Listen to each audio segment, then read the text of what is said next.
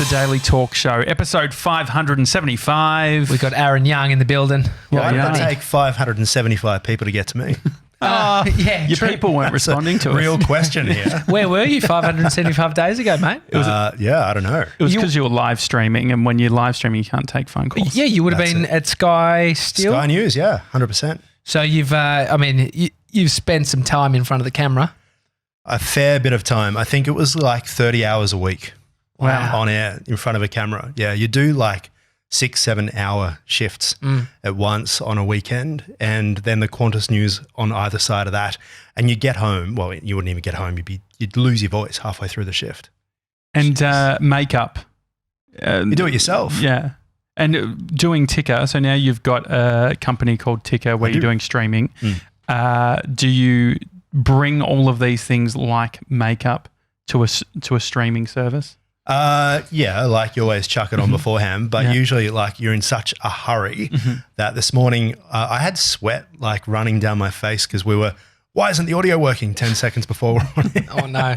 So all that fun basically that goes on with a startup. Well, I think there's a glamour that people think is a part of the live television or seeing TV and even news. So you were a reporter. Is that what the job? Reporter, anchor, bureau chief. So it was a bit of everything. Did you know I worked in Shepparton, Josh? Yeah. Did you just? I worked in radio in Shepparton, but I was employed as an announcer. But I think it's just so they could shuffle around because they couldn't fire you, or they could put you into a different role, which would have been horrible. So they called it an announcer rather than the breakfast announcer specific to that role. So yes, across the board, you've spent time. We won't put your exact title in the contract. Exactly, because then if we remove that, it doesn't fit. Well, that was contract. A lesson I've learned for Ticker. So when I'm hiring people, you are just a person at Ticker. So you've spent time in Afghanistan? Yeah, I have actually, yeah. That was an incredible experience and a bizarre experience in the sense that I got a call from my boss saying, hey, we have this program with the ADF and we think you should go.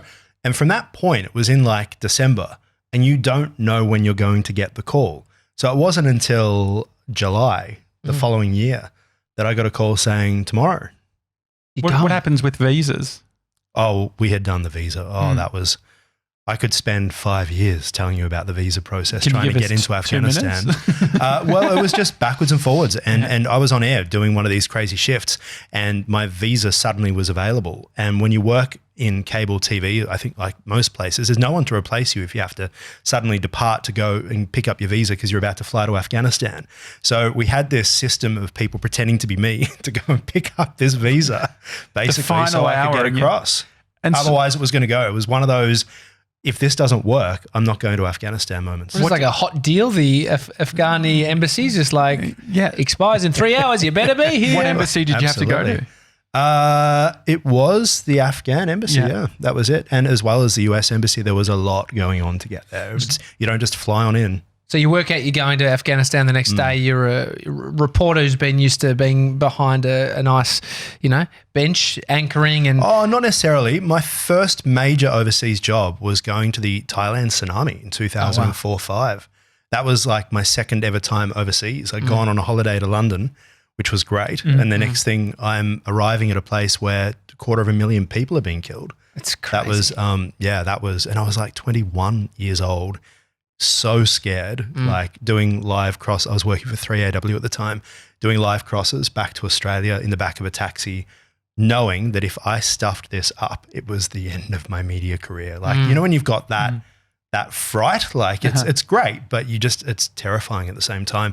And that mix of terror, anxiety, excitement, your first big story, something that's also really emotional and really sad. Yeah.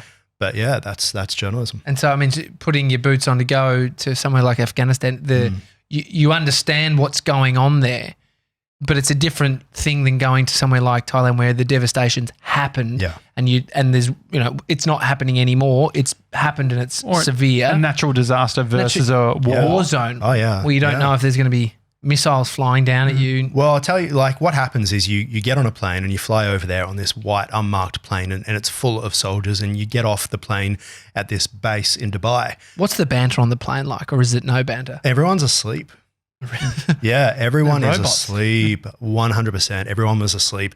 No entertainment on the plane. It's like the charter service from hell. So it wasn't like your Qantas, you weren't seeing yourself doing I'm still waiting for my complaints to be handled by the airline on that one. But no, so you arrive at like 4 a.m, first thing at this base. It's where all of the internationals are. Where did you fly from? From Melbourne to Sydney to Darwin to pick up a lot of troops, and then straight the 15 hours direct. Wow. Yeah. And then you go, you get your luggage, it all comes off in this military way. And like, I'm not used to military world at all. Like you're like, where is my porter? Yeah. Where's my priority tag? You're going into your bunk beds, mate. Yeah. And so you get to your bunk beds, and then all you have time to do is drop your stuff, and you go into these 12-hour sessions for 4 days to train everyone about what it's like, what's an IED. I got to fire weapons just in case we're in a convoy that gets taken, and I'd never fired a gun before. So I was looking at it. And so they want you to be able to pick things up and actually fight back if you have to. 100%. Shit. Yeah, you were taught how to put tourniquets on people if they're shot, the whole checklist of how everything works. It was incredible to watch them train and then to be part of that, because they, for 4 days, treated me, I guess they had to, like I was one of them, because I was going into their workplace. How many journalists are there? The ADF would take in one every now and then. So it was, to be honest, there was a lot of publicity aspect to it as well. They want to show what's happening. But as one day they just say, all right, today's the day you're flying in. So you go to this C-130 Hercules and you sit there forever waiting. Like, you think Jetstar and Tiger are bad, just wait until you fly the ADF. You do not know when you're going to get picked up or how it works. I'm sure there's method to its madness. And you get on the plane, and I remember, it was like a 4-hour journey, and I was lucky enough to actually be in the cockpit. They don't usually let people in the cockpit because everything's really secretive. They fly, certain paths and things, and you're sitting there watching, and they're always, the pilots are in constant communication with the tower. So I always had a media monitor with me, and as I went back to go sit down, kind of pointed, you sit on these red seats horizontally, you don't sit the way you sit on a plane, you're actually more sideways. And I looked, and the seat next to me had all these holes in it, and I said to the guy, what's going on here? And he's like, well, they're bullet holes. It literally went through someone just recently as we were coming into land. And you don't know if they're joking or not, if this is some sick army humor to deal with what they're dealing with, or whether it's real, but it was actually real. And the way the plane actually comes into land, it's vertical. It's not like your 20-minute, we're going to come into land soon in Sydney, guys. They come out of, 20,000 feet or whatever these propeller planes fly, and just drop straight nose. Like, I'm in the cockpit looking at the ground, and then they just quickly pull up and land, because that's the quickest way to avoid being fired at. Yeah, minimize time flying low. Yeah. Yes.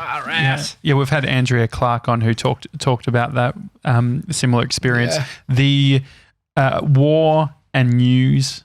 There's obviously, when there's a war, it seems like I spend more time looking at my phone trying to keep up with what's happening. What is your perspective, having reported on these types of things? How do you see war? I will be honest that after all of my years reporting, it's the things you don't see, that we never hear about, that are the things that unfortunately occur. That I think we all kind of feel that way. But the secrecy acts and all of the stuff, like Australia, even our ADF, as much as I love them, we are very, very protected from what goes on out there. More so, and I've asked people why, and they say, well, you can blame Murdoch for it. And I said, what, Rupert? And they're like, no, Sokif. Because when he was famously in Turkey, in Gallipoli, he reported back what was actually going on. And from that moment on, the ADF became very secretive. Many, many journalists these days are really concerned about the secretive nature of what happens with our defence force, more so than the United States. In fact, I had someone who was telling me that an Australian cameraman was over in Afghanistan shortly before I was there, and he filmed the American soldiers basically burning the Quran. He filmed it, and he went back to base afterwards, and he was about to destroy his tape, thinking they're never going to allow me to show this. And they said, no, of course you can. You have to. That's the role of the media. That was not my experience. Yeah. And so when you see things in the news, you see things, like Iran and the escalations there, where does your perspective land? How can you look at these things in a critical manner? Well, the Iran situation's been going on for 40 years. They do not get along. And it's been something that's, I think we've all seen that film Argo that does a great job of explaining how long it's been going on for and the tensions and the cultural differences, etc. I had a hairdresser actually a little while ago who was Iranian. Was this an Emporium? No. Okay, because at the Emporium I had a Persian dude who was my hairdresser, and we had some good banter about Persian food. But anyway, go on. Kashkan Badam Jun is my favourite. Did you win $50? No. No money won. And he, I was asking him about it, just as if you met someone from Iraq, given what's happened, or Afghanistan, you'd be like, what's it actually like for you? And his response to me was, well, it's like any country really. We hate the government. They don't represent us. And so you have to remember it, that not many people support Trump in America. Not many people support Scott Morrison in Australia. It's not everybody. And so the governments in places like that are so far away from the people that essentially it's just a regime that you're fighting against, not a country. And I think that when we use the term Iran or Iraq or many of those countries, we're forgetting that they're really good people who aren't that dissimilar to us, caught up with a government who just don't like ours. That's how I look at it. Just sort of coming back to the people who don't like Trump or Scott Morrison, the noise that we hear about people who don't like Trump and Scott Morrison is very loud.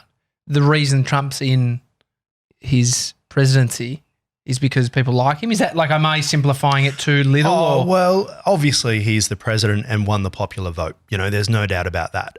But my point is the people who are against, particularly when conservative people are in power, and I lived in Russia, and that really taught me a lot about the way the world looks at the world. Because we look at Russia, always with that kind of half an eye of suspicion.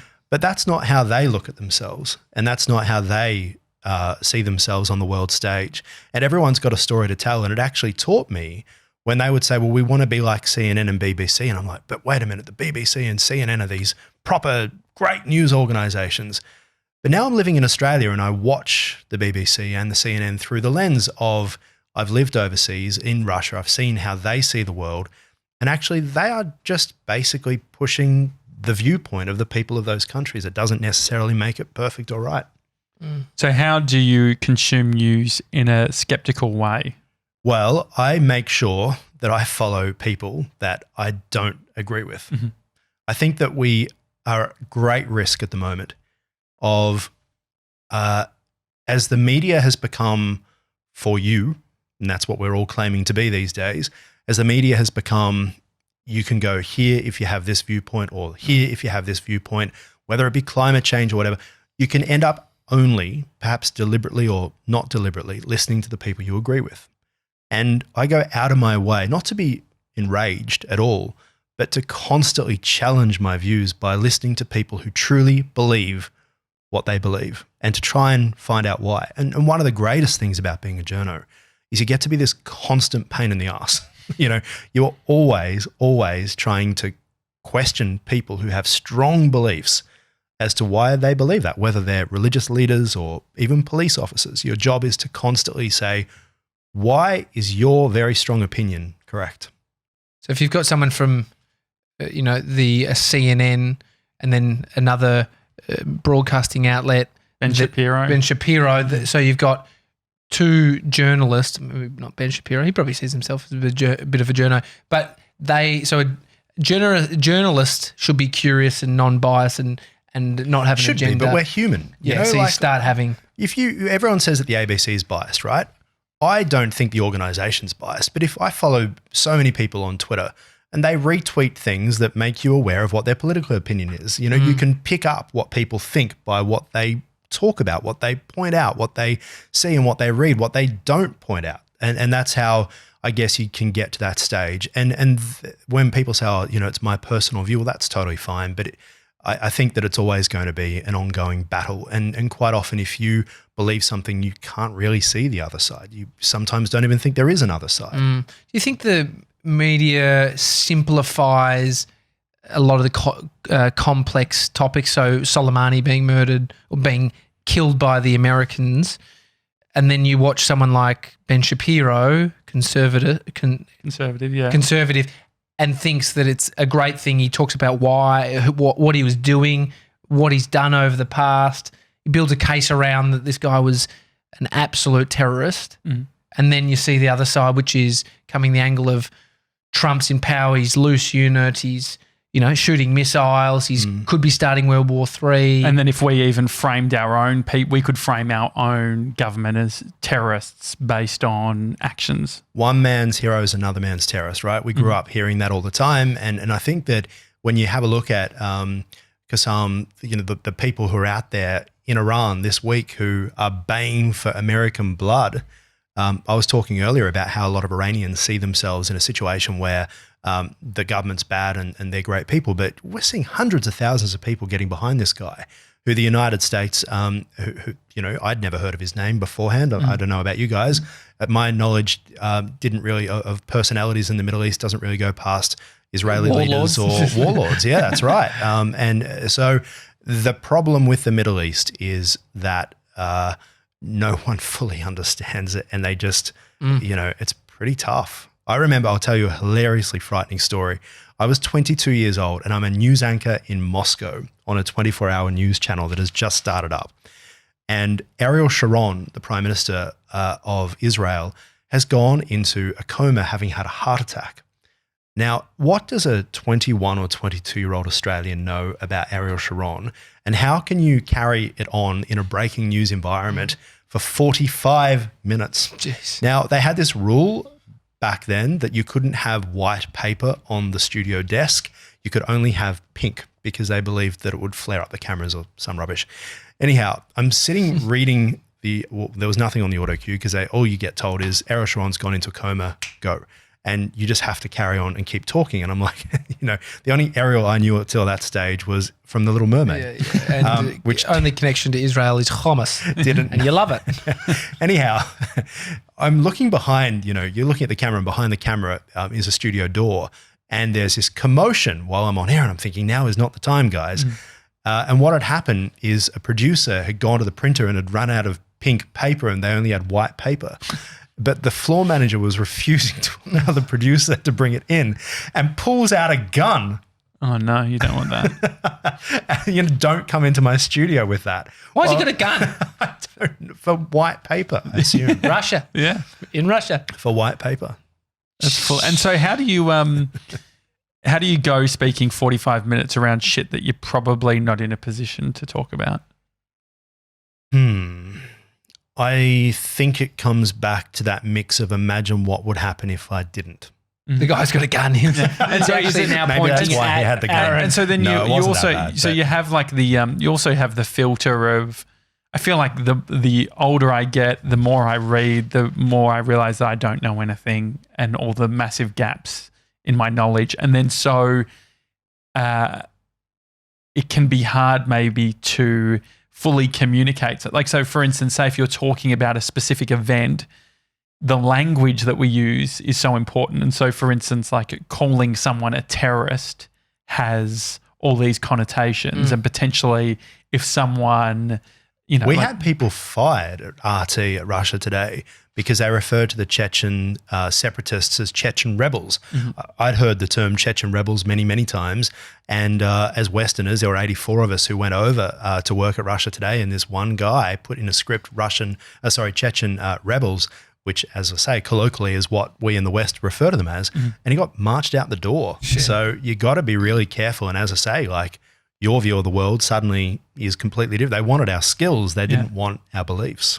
And so when you're going into an environment like that as a journalist, it was really tough. I actually found it a really, and this was widely known. I mean, so many people left during our first year. They left for moral reasons. They left for the fact that it was a minus 37-degree winter for 3 months. Do they have good heaters? Yeah, really good actually. No, they pump hot water through the city.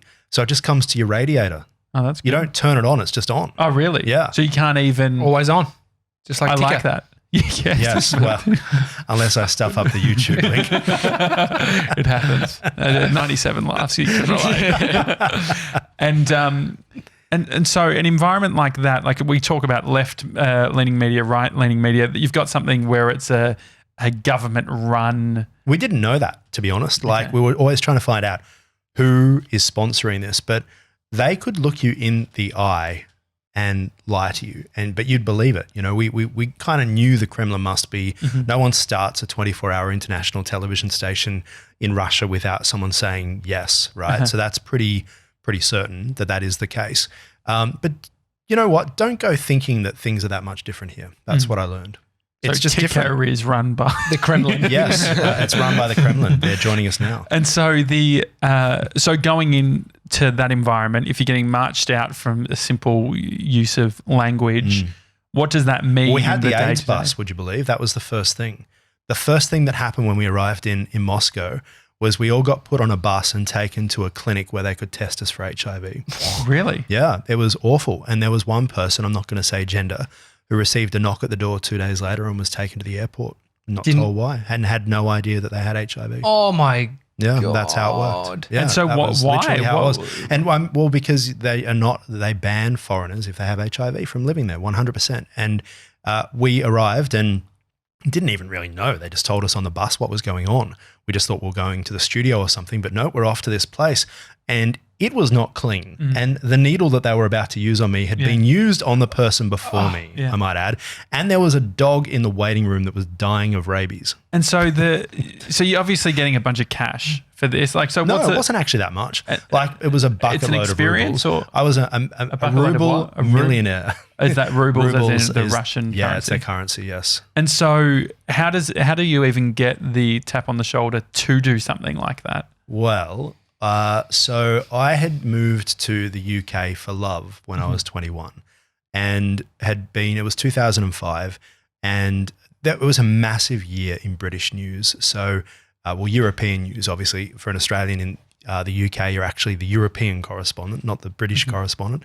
So Pope John Paul II died. So next thing I know, I'm off to Rome, never been there before. And I'm in St. Peter's Square reporting on the death of the Pope. I'm not religious. So that was one massive experience. Like that was just unbelievable. What do you do when you find out something in the news? Do you straight away go reading about it? Or how do you create context for yourself? What do you mean? So you find out someone, say for instance, it's a performer, like say Elton John dies. Yeah. I don't know anything about Elton John. How do you as a journalist or a reporter? Well, you focus on what you do know, right? So I used to do this thing as training where I would look at a inanimate object around the house or whatever. It was actually when I would go running. You know, you're going for a run and you're thinking, what am I going to think about? And I'd look at an object and then I would give a 1-minute news report on that object that I had just This sounds seen. like the improv that we did with Angela Rao. So you've gotten very good at doing a report of an inanimate object. I guess. Okay. That's right. how it is. Yeah. Okay, so if we look at the plants over there. Can Or is that I too give hyperbolic? something with a bit of substance? Okay, yeah, Okay, sure. hang on. All What do you right, got? Hang on. So Tommy is just leaving Okay, he's the going. space. Okay. All right, what do we got? All right. Let's All right, see. So, Okay. okay, yeah, great. Small context. This was consumed. No context? No, the idea is that All you right. don't want to give All right, context. okay, there you go. So this is the object, and you can describe it in the whole thing. And so give us the minute report. Okay, well, I've just been handed some late-breaking news here. It's called the Lil Nitro, the world's hottest gummy bear. I have no idea where this does come from, but according to people who've just brought it in, it was sitting on the shelf just across the aisle from where we are right now. Now, this is not a product that you would necessarily see at a Coles or a Woolworths.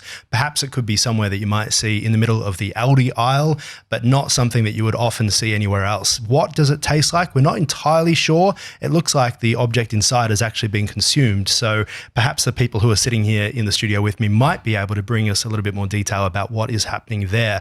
From the looks of things, though, it does have a warning on the front, which suggests that perhaps it's not for children. And having a look more at this, it does say that the product is extremely spicy and you can actually end up with mouth irritation. So we will check with a couple of doctors who we talk to at the program regularly to see whether or not they can give us a bit more information about this. But my advice would be to stay clear of this unless you are about to eat food cooked by a step parent. So Good one. beautiful. Editorializing, adding your own sort of voice into reporting. Is it something that you're allowed to do as a journalist? I think these days it's expected. Mm-hmm. So on a more serious note, I've been at the anchor desk when some really tragic things have happened. And, you know, it's actually hard to even think about in these days. I really developed and found it hard. That's one of the reasons why I decided to start Ticker, which is more of a positive kind of what are people doing sort of place as opposed to death and destruction. But like I think of all of those times we've had in Melbourne over the past couple of years where someone's run people down with a car. And I remember it was like a Friday afternoon this one day, and a report came. You always sit on, you know, the anchor desk with Twitter, and while a report's happening or something, a package is running, you just have a look to see. And there was one report from someone that I know and find quite credible saying there's a whole bunch of people on the ground. And then there was another tweet just seconds later saying the police, there are gunshots in the CBD. And that, given they were two people who don't know each other, I felt that was enough to say something's going on. So I remember like the director saying to me, you've got 10 seconds. I'm thinking, what do you say? I don't know what's going on. I can't say it. But you look up to camera and you pull it together and you say, you know, we are seeing reports that there's an incident going on in Melbourne CBD at the moment. We're going to take a break as we try and clarify more from the police. Now, there are some who don't like journalists who jump at things before having too much information. When I lived in London, the BBC had brought in this new rule that they wouldn't put news to air unless they had two confirmed sources that were independent of each other, that were government sources, forgetting that usually in the case of an emergency, the government can actually be the worst place to get your information from. So slow. Well, slow, scared of doing the wrong thing, scared of royal commissions, scared of repercussions. So on the day of the London bombing on the 11th of July 2005, I was living in Brighton, south of London, and Sky News came on and they said there's reports of an explosion at a substation at King's Cross Station. And everyone in the UK had been expecting there was going to be some sort of terrorist attack. So I switched over to the BBC, which is what you're always told to do in a crisis. Nothing at all. Went back to Sky and they were reporting, you know, people were sending, it was very early days of mobile phone cameras, and people were sending through footage, people were sending through photos. There was obviously an explosion on a train. And then we started hearing that there were more substations and a bus. Back to the BBC, nothing. And anyway, I straight away went to the train station to get to town. Couldn't get to London because they'd shut down all the train stations. They decided that this was an attack, so therefore everything was being shut down. A friend of mine drove me in and I was going live to Neil Mitchell on 3AW back home in Melbourne as it was happening. No idea, no internet on your phone to be able to find out what's going on. You were experiencing it and reporting what you were seeing, not these days where you can sit in your lounge room and report what someone else on the other side of the world's telling you. So my experience is that in a crisis, you really have to trust your gut and not do what you think is the right thing to do. To me, that's journalism. And for nowadays, cancel culture, the fires, like the information we're seeing, them coming out, fiery saying this is wrong, that's been spread, this information. Like, what's the due Black diligence Saturday. now? Black Saturday, I was on air. We were the only news organisation back then, 2009. ABC News 24 had launched, and it was a Saturday. We'd had a whole bunch of fires.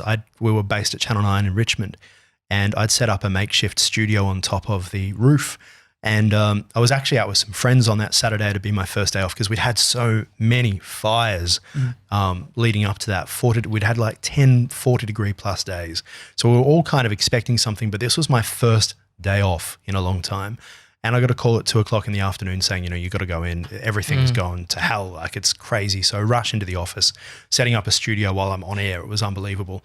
And I'm on my own at this point as well. And all of the information we were getting was suggesting that the worst of the fire was actually in Bendigo when it wasn't at all.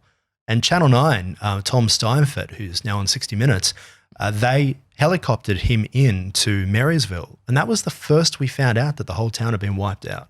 So be careful is my view on relying on authorities during a crisis. I know that sounds counterintuitive to everything we have to say, but from my many experiences, I'll go to a house fire, right? And I'll be told the victim was a 5-year-old girl, and 2 days later we find out it was a 97-year-old man.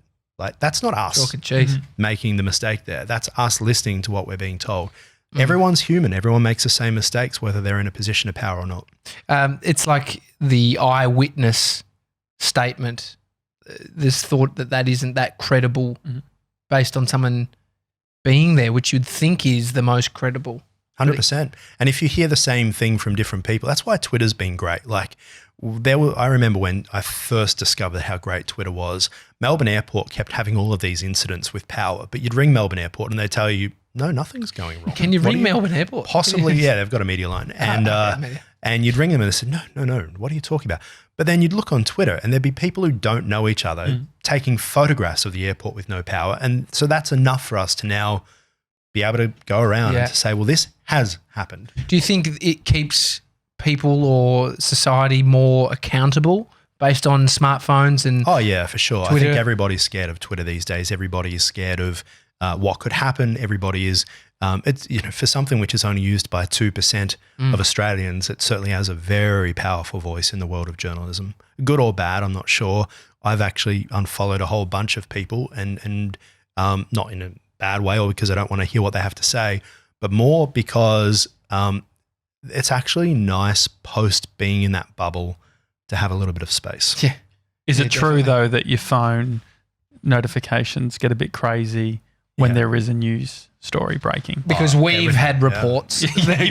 Breaking news. Does sort of blow up. Aaron's phone blows up. Yeah. My phone does not stop ever. Like it's actually, I put my phone on my watch. I'm actually trying to get rid of my watch. I have this theory, I'll take it, mate. that every I'm always up for every founder needs to have this ridiculously expensive watch that someone's given them. You only wear sneakers or Ahron Williams boots, and you ride around on an electric scooter, which I just bought. Yeah, I met him at the front door. Really? You had the scooter. He's got one. It's solid. It's now real I am heavy told that they're illegal to ride, but my answer would be it's illegal to be a startup founder without an electric scooter. That's very so true. that cancels out the rules.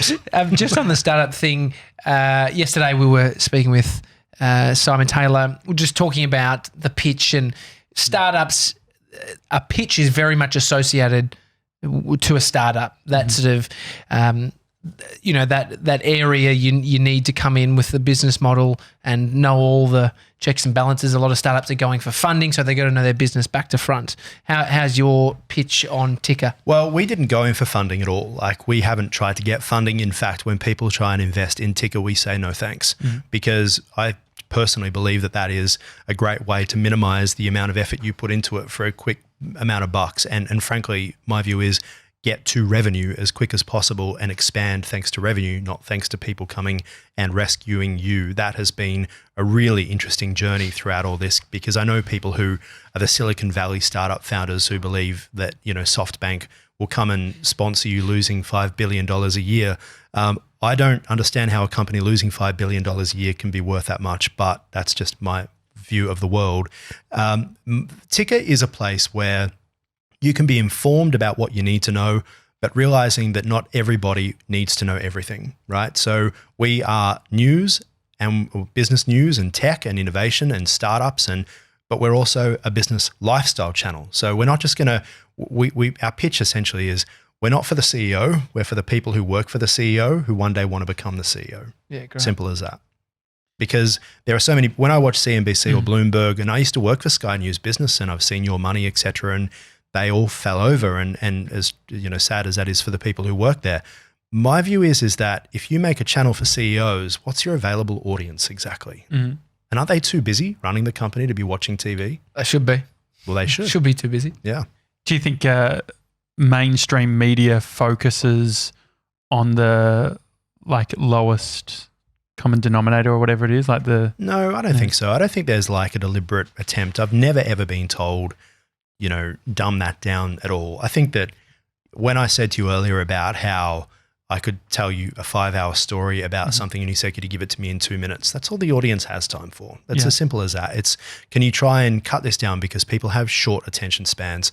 The iPhone has made journalism harder in the sense that long form's gone out the window. Look what happened to Sunday Night or how hard it is for 60 Minutes to be able to win the ratings. People just want really quick and fast. Channel 7 launched this new news streaming thing. I thought it'd go for an hour. It goes for 6 minutes.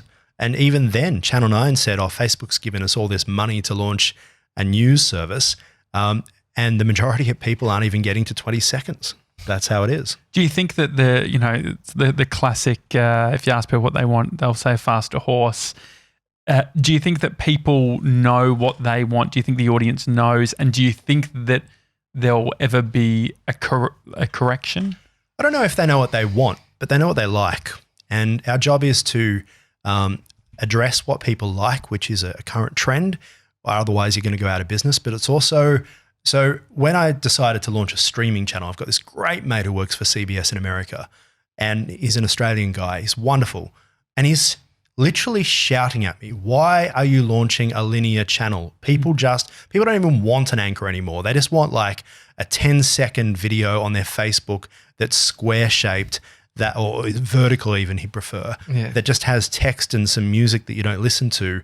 And I'm like, well, that's what everyone's doing. And how do you stand out in that? And how do you get credibility as a new entrant if all you're doing is text and videos and music? My view is that part of Ticker, of course, has to be text and videos, and understand the consumers on the train don't want to sit there and watch, a long show.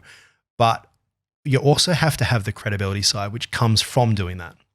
So if you keep your costs down, if you're smart about where you put your infrastructure and the way that you manage it and the people you bring on, you can actually be both, but do it in a cost-efficient way, which is what you have to be if you're a streamer. Does Ticker have a world view? I get to choose the hosts, and I choose people who are fun and who aren't too serious, who are actually positive. We have this show called 30 Life Crisis, and it's actually my favorite show on Ticker. I love all the shows, but this is the one that came from my heart. And it's about people who are in their 30s who are in a corporate job, and they may have loved it. They came out of uni and they got a job in their 20s, and then they got a wife and a kid, or kids, or a partner, who knows. And they get into their 30s and suddenly they stop getting pay rises and they stop being the favorite of the company. And they're at home and, their house needs more money. They need more money for the kids to go to school. And you go to work and you're not feeling the love that you used to get. And then you start to realize, wait a minute, I'm now too expensive.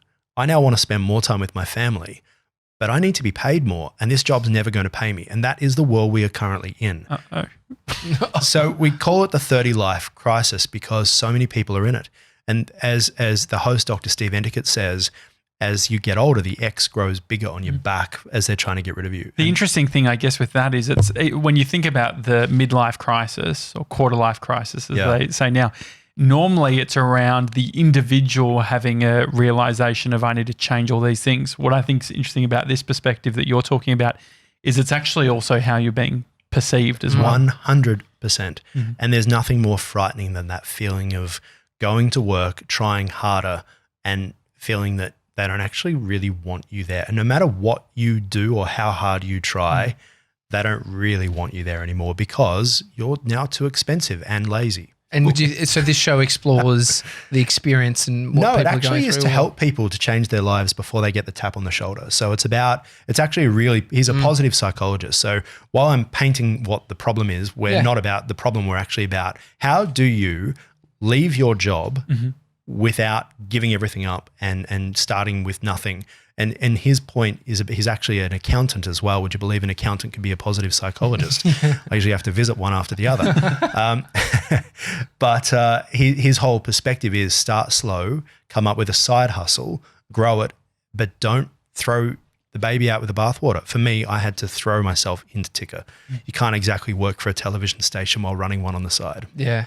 Future of work, an aging population. Obviously, there's the and robots, AI, and so the 30s, like obviously there's a real opportunity of a change of course. You still have the majority of your life ahead. If you're in your mid 60s and you're not ready to retire, where do you see the future of work landing for the older population? Yeah, it's a good question. I'm 37 and I wanted to do this for a very long time, but it's very hard to walk away from a job that you love and people that you really care for, etc.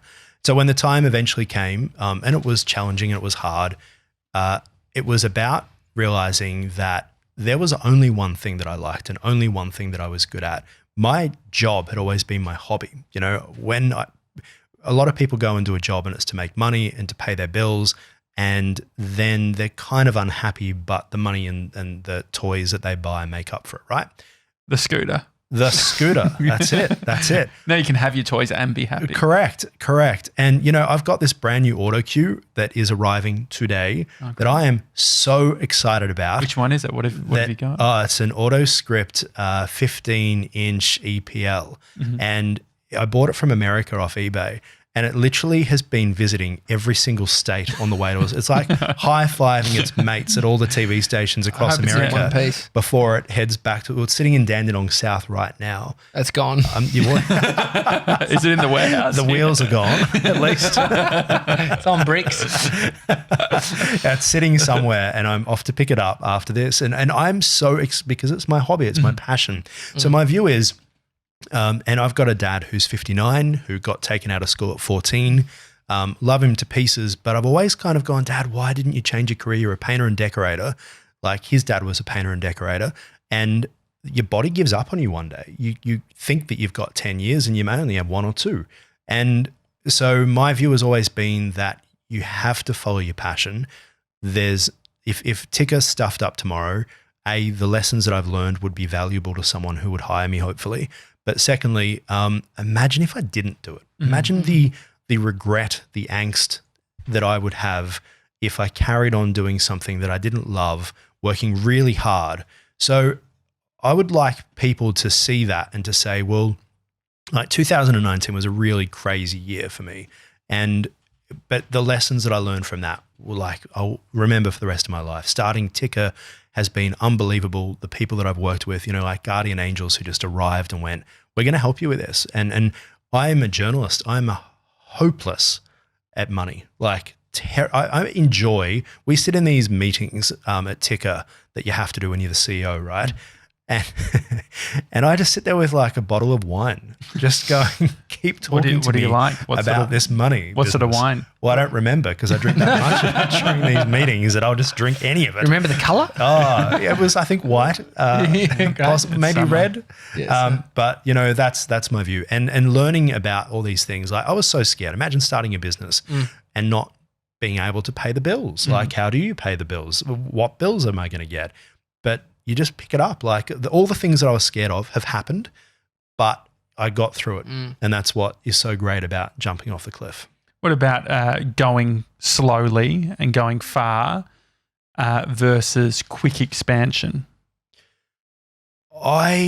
People would often say, where do you see Ticker in 6 months' time? And I wouldn't answer because I was scared that I would manage to get myself to do it within 3 weeks. Like that was what was happening at the start. We started off with this show and it was really rough, but I was quite happy it was rough. I wanted it to be as rough as possible. I didn't want to launch with this beautiful product that I'd spent 12 months preparing for. My view is, why wait? Why wait to perfect it? People understand. They actually, when you're doing a show celebrating the startup community, what better than show what it's actually like when you're a TV station starting up yourself?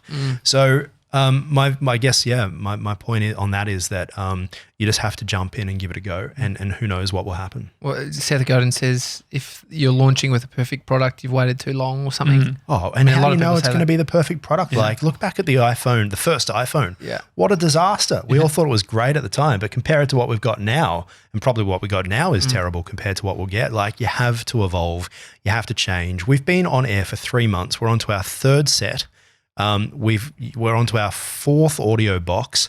We've got 3 different types of cameras. We're upgrading all the time. Like every day, I'm challenging myself to what needs to be done better. I spent, and you get better at it, right? So it took like a month to get the graphics package right the first time around because I love to create graphics. Find it just so peaceful. And yet on Tuesday this week, so this is technically my holiday, I redesigned the whole thing from the ground up, every single thing. And yet what took a month now only takes a day because that's what you learn by doing it. And so what happens if you're arriving before the audience in regards to what they want? Then cement yourself because everybody else will follow, and you need to be in a position of strength and to back yourself before they get there. Because I guess a lot of ideas, a lot of businesses where we look back, you can see even versions of timing Ticker within the US, where it's like the early 2000s. Like I'm always surprised where I'm like, what we're doing, nothing new, but a lot of things happened and then died based on them just being way ahead. Persistence. It's all about persistence, right? So if you have stumbled on something before people are ready for it, then it really is about persistence. But don't stand still. Like Ticker is different today than what it was. I look at the business plan from 3 months ago and I'm like, that would have failed. Like if I had stuck with that, we often say to ourselves, like, I've worked with people who are really stuck in their views, and sometimes it pays to trust your gut. Yeah. But my view has always been, why is your gut instinct more important than mine? What's your thoughts on having, so there's two ways. You come up with the business plan or the vision for 6 months, or there's the first business plan and then writing it. Are you actually constantly cementing the 6 months with the idea that you will evolve or will iterate? So my view on small business is a bit like my view on relationships. Never ask tough questions, just make it work, right? And it has to work for now. Like a relationship, people's relationships aren't the same for the entire journey from when they met to marriage to 6 months to 6 years to 12 years on. My view of Ticker is that where it is today is where it has to be today to survive. Where I want it to go isn't where we are right now, of course, but we have to be profitable. So we've had to find ways to make money. Our original way of being profitable wasn't going to work. It was quite clear, and we didn't take 6 months to figure that out because we didn't have 6 months. We decided that we knew we had an audience. We knew that there was an untapped audience. When you know that there's someone there, it's just developing the product to get to those people. And it might take a really long time to do it, and that's fine. So then you have to create the income and the revenue streams to get you to that point. So we figured out what would work, what people would pay for. And while we're waiting for the consumer to buy an app at a time where they're probably being inundated with app choices, don't make your business model about buying an app was what we discovered pretty quick. And I'm really proud of that. Like if we stuck to our guns on moral grounds, well, that's great. Yeah. But who's going to pay for your house? Yeah. How do you define success then? I have never been happier in my life. I smile more. It's the scooter and the scooter. The prompter. Should just send the smile on his face when he rocked It's up. you two, and it's your silly hot gummy bear. Yeah, he had who it. ate this? He had it on Friday. It was me. Yeah. Well, then why don't you tell me that during my ad lib, and I could have just interviewed you about what it was like. Yeah, I didn't want to sort of editorialize the whole thing. Well, now's your chance. It was. It was. Now we're throwing over to the guy that's actually eating a little nitro. He's joining us gummy bear. live now. Yeah, it was 9 million Scoville units. It's how much hotter than a jalapeno? 900 times. Who's that over there, by the way? There's this person hiding over there. He's the guy. He's the Russian guy with the gun. Well, there was a guy in Russia who was called the output editor, and he famously always had a Kalashnikov, and we were told that he was used to be like FSB, and his job was to make sure that he watched everything that went out. And I was pretty certain at Sky that if I wanted to, I could be like F-ity, F-ity, F, F-ity, F, and the studio crew would be like, 10 seconds. No, everyone was great. I have to say that contractually. But otherwise, I will can't wait to get to the point where I don't have to do anything for contracts. Yeah. You know what I mean? It's sort of annoying. Yeah, well, Ticker's great now. I sit there and we were drinking on the set to start with. We'd have this lunchtime show where it was myself and a couple of chicks, and we'd just sit there talking about business news over wine. And I'm that sounds great. Well, and then I realized that probably is great for me when I'm in a meeting with my CFO. Yeah. But the audience probably doesn't enjoy it. But who is that? That's Mr. 97. He's our producer. 97. He's one of the best humans going. Okay. Is that contractually obliged or? That's his job title. Best human. Wonderful. Fantastic. Very good. But yeah, I think that like what you've discovered, you need good people within the thing that you're doing. Absolutely. Yeah, and Steve Entiquette, the guy that I was saying who hosts 30 Life Crisis, all of these people become great. And I have to tell you, the secret to the mediocre success of Ticker, I'm not going to say we're this giant star, I'll never say that, is that I started a business which is about shows hosted by successful business people giving tips. So one might suggest that every now and then the topics of their shows that I've given them are things that I need to work out and don't want to have to pay. Just watch it. Exactly. Just open a bottle of wine and just watch the show. I just sit there and I'm like, during the commercial break, they're like, any tips? And I'm like, why don't you talk about how like a television station would deal with the ATO? No, I love that. I mean, it's like, don't be the smartest person in the room. You're getting other people. Oh, 100%. Like you can learn from. I come into this and I don't really take myself that seriously with anything I do. It gets me in trouble sometimes, but I'm just one of those people. It's like, oh yeah, sure, opportunistic. Why not? Let's just go to Russia and move to Russia. Why not? And sometimes it's an absolute disaster. Other times, more times than not, it's worth doing. But one of the hosts, because, you have to talk, I've got like 20 hosts now. And one of the hosts is like, we all really just want to hear from you because you've done all this stuff. And I'm like, what? I've got you on because you're the expert. I have no idea what I'm doing.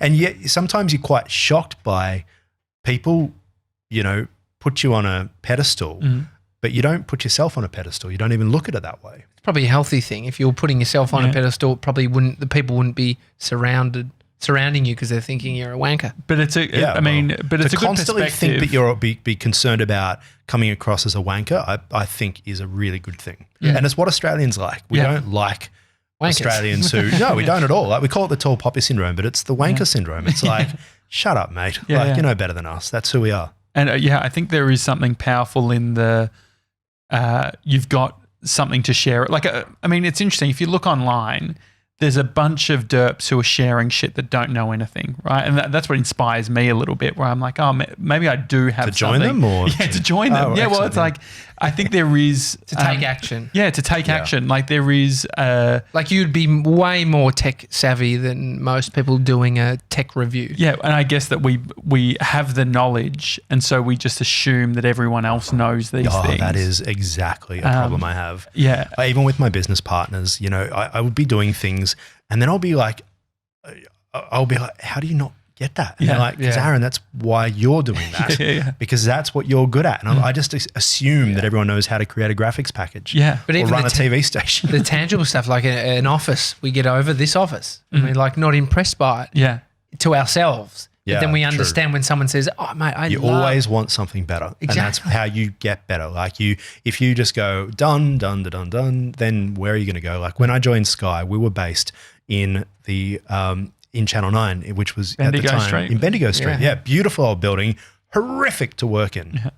And I don't know whether 9 thought so little of us at the time, but our studio, would you believe, was the former toilet to Studio 5. And our on-air sign was actually the engage sign. So that's how people would know that you're on air. Is that true? Oh, 100%, yes. The engage, and we used to do the 5 o'clock news every day, and I'd call it the 5 o'clock dump.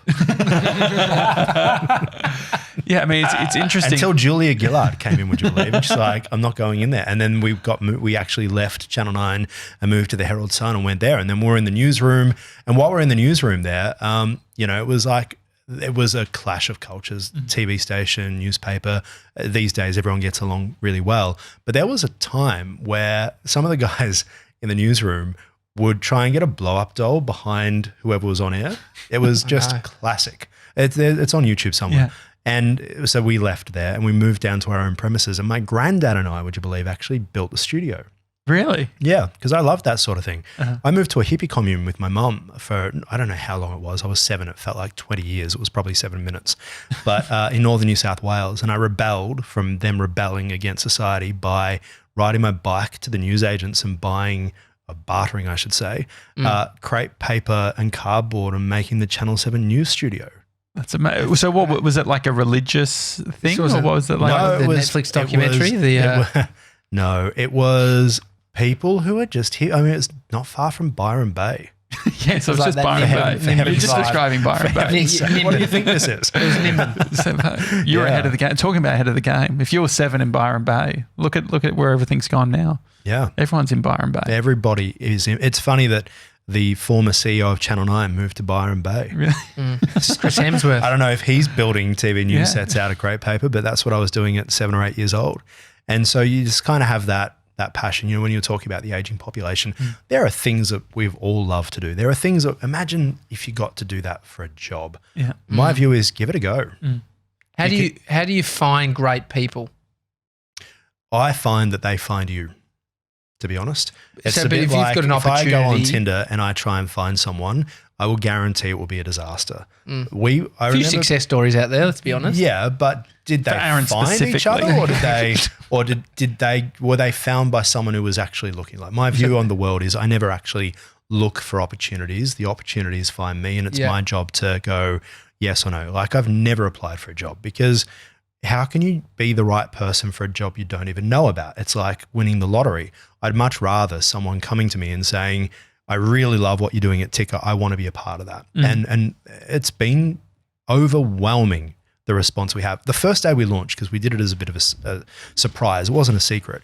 But I was on the train. I've been out with some mates up in Castlemaine, and I was on the train home, and I've been working for a few weeks on this idea of Ticker.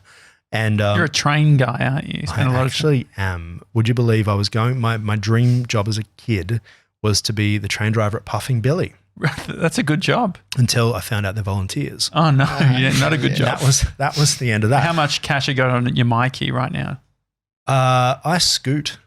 Okay, You can take your public transport. But you only just. How long have you had the scooter for? A couple of days, but It was all trained before that. Ubers before then. Do you or- have a Mikey? Have you got a Mikey? Or have you, yeah, have but you- there's a chunk taken out of it. It's like it's someone in- ate it. I don't know. Oh, I what's thought you were going on. saying, I refer to mine as being eaten, but it's because it's in the negatives. minus. Oh, yeah. Just chuck those ones out. No, Start every time. again. Anyway, I'm on the train on the way home, and I'm like, I'm going to launch Ticker tomorrow. I hadn't even told the business partners. I was just sitting on the train. I was like, I'm going to do this tomorrow, because it was a slow news night. I remember looking around, and there was no stories in the media sites that I look at. There was nothing anywhere. And so I thought, now's the time to do this. And we just got massive publicity the next day. And I had over 1,000 people contact me on the Monday. Wow. We're trying to go to where? Trying to deal with the trillions of tech challenges that are falling over around us. And you're just getting these messages from people going, wow, it looks so professional, as you're holding up a light with your foot. and that's that's the other aspect of it as well. Like, we know what it's like behind the scenes. We're just humans trying to make things work. Yeah.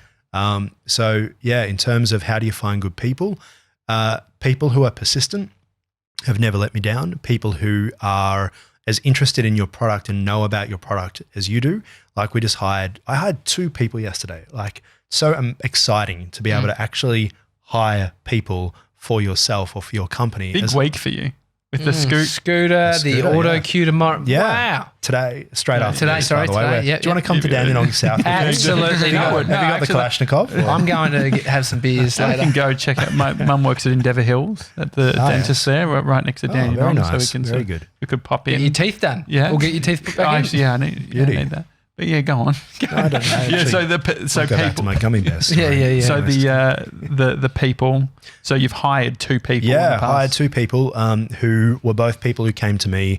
My LinkedIn, it's actually LinkedIn. LinkedIn has been amazing for starting Ticker. I call Ticker LinkedIn television, basically, because it's about people who are trying to figure out what they're doing, trying to get an audience, and they seem to like what we're doing and we love what they're doing. So it seems to work really well. So we went from having no shows to 21 shows within 3 months. And in that time, it was about, like, I would be creating openers and plasma backgrounds and then rushing off to go to a show. And it was an incredible rush. And we still are, every week we're launching new shows because we have to. We're trying to get to 17 hours a day live. And It's amazing. yeah, but there is a market for it. There's a market. We can literally identify where is an area where there are enough people. So we launched a show called She's the Boss. Would you believe there is no show in the world about female leadership at a CEO level? There's just nothing. So we've got this fabulous woman, Jules, who works in PR. She's an absolute scream, and she comes on and interviews all of these female founders about what their journey was like, why they did it. We spoke to this woman just recently who was an Iranian refugee, would you believe it or not, who comes to Australia and finds out her husband, who she had known for half an hour before she had to marry him, was a wife basher. And now she's stuck in Australia living with this guy who bashes her. And just hearing the stories of people like that, it's an incredible opportunity. Things that in my career in mainstream journalism, you rarely got to hear. Podcasting is obviously the shit hot topic. The live streaming, potentially the cousin of the podcast world. How do you see them all sitting? I have a lot of Apple products, right? So I have an Apple TV. All the more reason to give me to watch. Each of my rooms. The Apple TV is phenomenal, isn't it? Like it's a product that I feel like it's amazing. The apps on it, specific like KO. Yeah. I don't watch much sport, but I trialed it because I was just curious about this service that's got all of this sport. But I just found it amazing. Even like Facebook Watch, being able to it's incredible. Interact and travel around the world with it. Yeah, it's an amazing kind of thing. And you travel with your Apple TV? Well, you can if you have Facebook Watch. You can watch videos from around the world. Do you know why it always leads with? I feel like there's a lot of stuff from the Philippines. Do you notice that? Like it feels like there's certain countries. What are you watching at other times? I don't know what's going on. What are you being pushed, mate? I don't know, but I'm getting pushed a lot. It's a lot of like it feels like evangelical, maybe like. Maybe it's a sign. On. Yeah, maybe I need to join something. Do they ask you to send them money like the ones in the 90s? They all do. Yeah. They all do. Of course. Get closer to God by giving us all your cash. And so, I mean, you're a part of religion, which is the Apple, which is the Apple's the same. Give us all your money and get closer to God. Yeah. And so you've got the Apple TVs, you've got the Apple Watch. Yeah. Correct. 100%. You've got the iPhone. Yep. Where does that sit within streaming? All right. Well, my point is that I've got all these devices and I can end up spending forever trying to find something and not actually finding anything to watch. And I end up watching a lot of American content, not because I want to, but because it speaks to me because they are generally 5 years ahead of where we are at. If you watch all of the things we grew up as, the Channel 7 news theme belongs to NBC, and so much of our creativity that we grew up with, we didn't really create. And with Netflix coming in and being so dominant and having worked at Foxtel and, seeing the effects that they're having, et cetera, competition's always great. But do we want to live in a world where all of the professional content is now coming out of the US? Like, look at what's happening to Australian drama. You feel sorry for the Australian TV networks because how do you put on, like the Blue Heelers shows that we grew up with that are $300,000 an episode, and that's a huge amount of money, up against $15 million with no ads, and you only have to pay $10 a month to get it? How are you ever going to win in that circumstance? So what I think is happening from myself is I'm noticing that I'm watching more YouTube, and I'm not even watching Netflix. I feel like I've watched everything I want on there. So now you're checking out Amazon and all the different things that are around. Such a funny flex. I've watched everything on Netflix. Messiah, I want to watch is kind of how I feel. And I don't know how to find the new stuff because it's become an echo chamber, would you believe, where it's only showing me the things that I've already watched, and you're like, It'd be a good headline. If you wanted to get like the guy who watched everything on Netflix and started I'm pretty sure Ticker. that's a thing. But then there'd be like that code, wouldn't there? You know how the newspapers always have that clickbait code that will unlock all of the Netflix content you haven't yet seen? How many times do you see that story? But my point is that I wanted to create a channel where you could just have on in the background and it would somehow, some stage tell you something really interesting, whether you're on the train. So we have this show, Ticker Today, which is on the train. And Ticker Today began today. It was called Morning Express, and before that it was called First Thing. Again, in 3 months, we continually changed the product because what we realized when we called a show Morning Express, we can't run it at midday. And we do all these great interviews that we can't run. Yeah. So we changed the name. Rename it. Ticker Today. Makes a lot of sense. Well, I'm excited because it's good seeing people doing shit, as you said, in Australia. Yeah. And in Melbourne. Yeah. That's why I'm so excited by you guys. Like the more that we get together, there's going to be a business channel launching in Sydney in a couple of I have no idea when. And the first thing, as soon as I announce, people go, oh my God, what are you going to do? And I'm like, it's awesome. I want this to happen because number one, it tells my investors that they did the right thing by getting in early. But number two, like you don't want to be the only restaurant on a street. You want to be the best restaurant with everyone around you. So people go, oh, that's where to go eat. And then they find you. That's what you want to be. So definitely. Yeah. And you guys being in Melbourne and more Melbourne, like you have a look at, 3AW, this proud Melbourne institution that I worked for such a long time.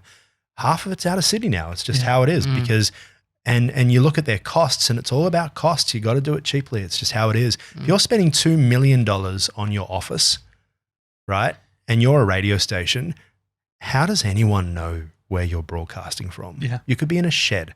Wouldn't you rather spend that $2 million on local Melbourne content that you don't have to be bringing in from Sydney? And to be honest, our just don't understand it anymore. our audio sounds pretty good in comparison to radio. Yeah. I got furious the other day listening to radio and it went out of like, I was like, it actually just annoyed me. I was like, how is it? I know, I'm in a annoyed city of because trams, what we have AM now. radio. It's so bizarre. Yeah, it is incredible. Anyway, you're doing something great, mate. Thank you. You Ryan guys too. Thank you. Ryan John's got a show on Ticker. So, and he's joining us doing more of our social media as well, which apparently is quite important when you're running a new age business, I've discovered. So and he has just so many great ideas. Like we caught up the other day for what was meant to be half an hour and it went for like 2.5 hours, just bang backwards and forwards. It is so exciting to be green. It is so exciting to have ideas and creativity and to be in an environment where if you go, I might try this, you don't have to run it through 500 people.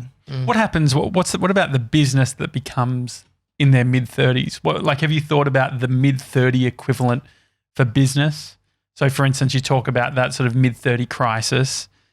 As you said, you're in the green stage right now. It's exciting. Do you even look that far ahead? Are there certain things that you can do now that makes it sort of? Oh yeah, like we have an idea of where we want to go and we're starting to put in place the foundations to make that happen. I don't think that, when Walt Disney started Disneyland, he said this will never stop changing. Like the idea is where it is now is not where it will be because technology will change, improve, opportunities will arrive. My view on Ticker is we are, 30% get your business news and find out what's happening in the world. We're not about BHP. We're more about Snapchat or Insta or the cool tech startups that are happening in Australia. We speak to the founders.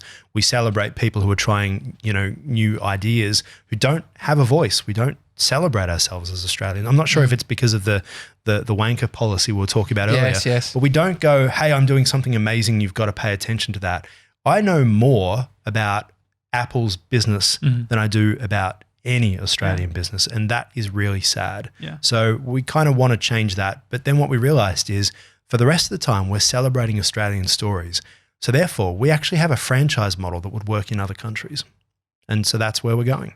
Super exciting. Yeah. Awesome. Well, we'd love to get you back on the show on a regular basis. I feel like there's an opportunity to... I have to speak to my agent. Ryan John. Ryan John. I'm also his. So Perfect. It's a daily talk show. Definitely check out Ticker. Where are people streaming it the most? So TickerTV.com.au. We have an app. We have Twitter. So if you follow us on Twitter, it's always live at the top of your little Twitter thing. That's actually, would you believe, the place that I find it the easiest to get the content. Do you know who's big on live Twitter?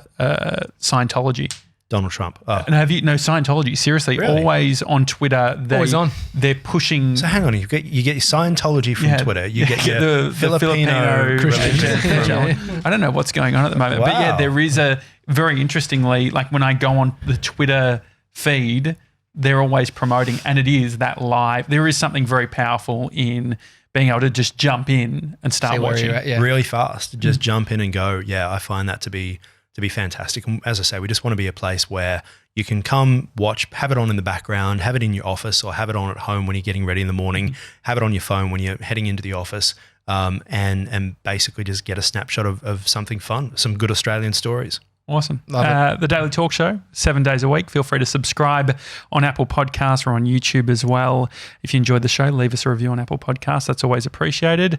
Otherwise, see you tomorrow, guys. See you guys. Bye.